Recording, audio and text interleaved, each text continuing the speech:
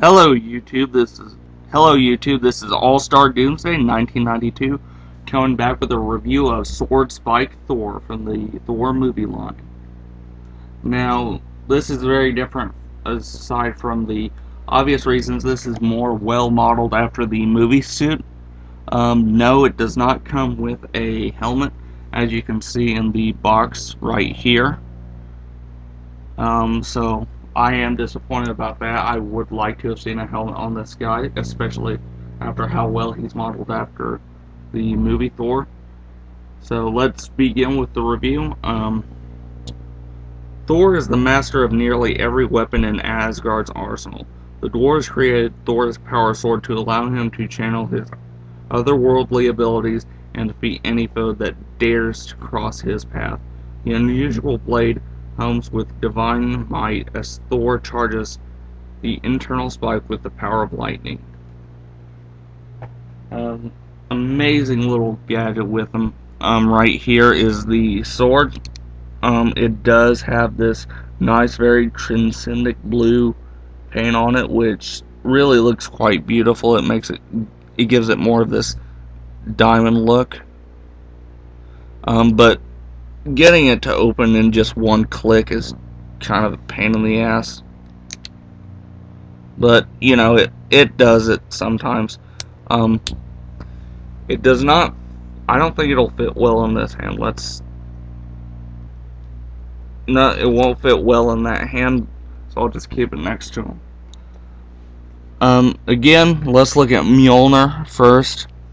The detail on it is, I think this is the same Mjolnir they used with the Battle Hammer Thor figure, which I don't understand why they didn't do just a bigger version of Mjolnir for the Battle Hammer, which would have been alright by me.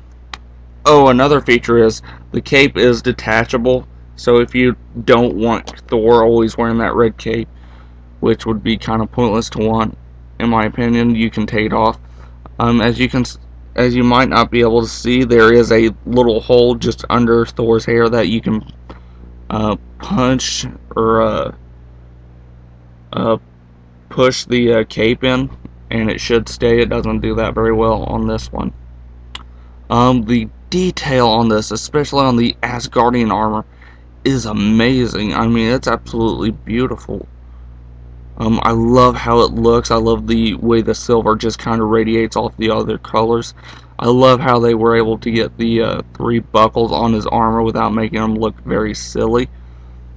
The detail on this guy is just fantastic. Look at that face sculpt. It's got a lot of Chris Hemsworth in it, especially with those eyes. The beard, it's barely visible from the camera's point of view. The hammer, it works really well in his hand.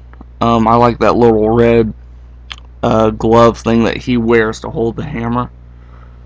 To talk about articulation, I'm going to take Mjolnir out. He's got a full 360 degrees on his arms.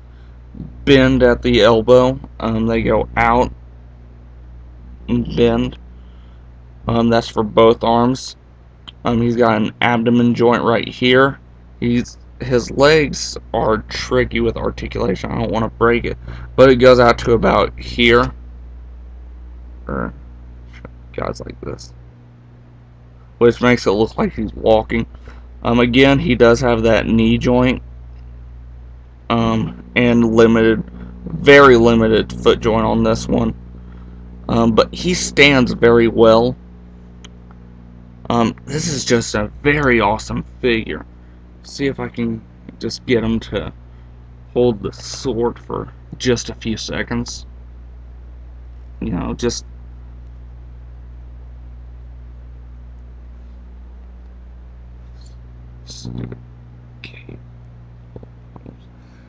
again, he does stand well. The cape can be used to keep him up. The sword kind of gives me this He-Man vibe, which kind of makes me want to pose him with the sword up and have him screaming, "I have the power." But I don't think I'll be doing that. Take this guy out again. See, that is the problem I was talking about. This little sword spike. put him, get the cape up here. See, we'll do a figure comparison with the Battle Hammer Thor just to see which one's a little taller or how each one plays out well. And Battle Hammer Thor looks like it's a little bit taller. Let's see if I can get a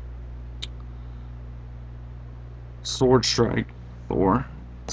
Yeah, they stand roughly about the same. Battle Hammer's a bit taller, but I think that's because he's not so back heavy. Battle Hammer Thor looks like he's fucking clogging himself in the head with the hammer, which is kind of funny. Put that to a side though. Another thing I didn't like about Battle Hammer Thor is it doesn't have the clips on them except for down here, which I love how these straps are just kind of flowing like winds around them.